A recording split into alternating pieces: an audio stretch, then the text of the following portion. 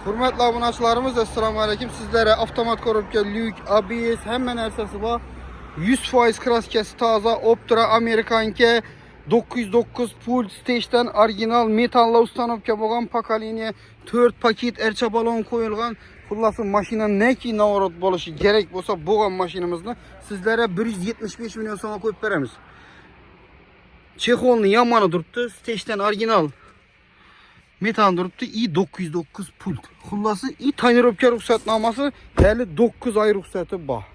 İndi bu maşinimizni sizlərə naq bola 175 milyon so'ma qoyub beramiz.